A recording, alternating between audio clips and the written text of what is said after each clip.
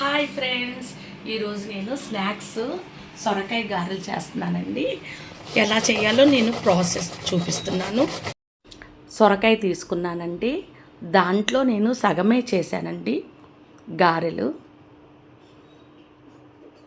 చెక్కు తీసేసుకొని తురుముకున్నానండి.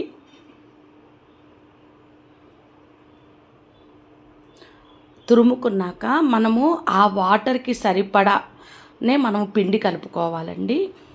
ఒక మిక్సీ బౌల్లో ఒక 4 పచ్చిమిరపకాయలు, అల్లము వేసుకొని మిక్సీ వేసుకున్నాను. ఇటు పక్క తురుములో ఉప్పేసాను.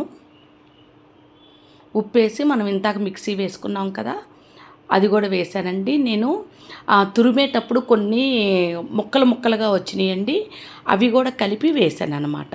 మిక్సీ జీలకర్ర వేసి ఒక 2 స్పూన్లు నువ్వు పప్పు కూడా వేసి 2 కప్పులు పిండి పట్టిందండి, బియ్యం పిండి. బాగా కలిపాను. ఇటు పక్క బాండీలో ఆయిల్ వేశాను. మీకు కావాలంటే దీంట్లో కొత్తిమీర, పచ్చిమిరపకాయలు కూడా సన్నగా చాప్ చేసుకొని వేసుకోవచ్చండి. నేనైతే కొత్తిమీర వేయలేదండి. ఇలా నొక్కేసుకొని పక్కన పెట్టుకున్నాను నూనెకి ఆగే లోపల. ఇటు పక్క నేను తతిమా పిండి అంతా ఉండలుగా చేసుకొని పక్కన పెట్టేసుకున్నానండి. ఈ వీడియో లాస్ట్ వరకు చూడండి ఫ్రెండ్స్. ఇలాగ అన్ని ఉండలు చేసి పక్కన పెట్టేసుకున్నానండి.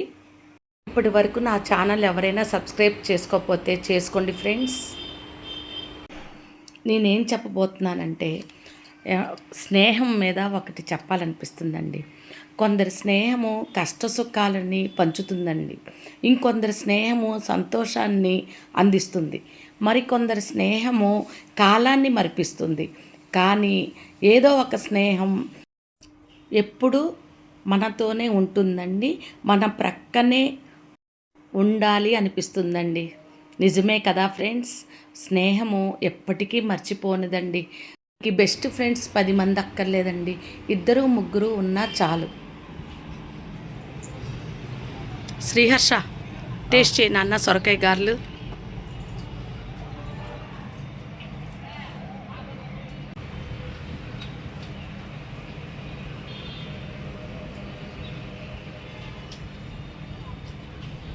చాలా బాగున్నాయి అమ్మా. బయట వర్షం పడుతుందండి, వేడివేడిగా గారెలు వేసి ఇచ్చాను. అల్ల పచ్చడితో టేస్ట్ చేశాడు, చాలా బాగున్నాయి అన్నాడు.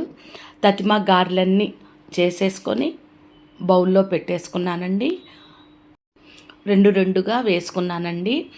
ఒక్కసారిగా ఆయిల్ ఎక్కువ వేసేసుకొని 4 5 వేసుకునే బదులు కొద్దిగా ఆయిల్ తక్కువ వేసుకొని 2 వేసుకొని పక్కన పెట్టుకున్నానండి.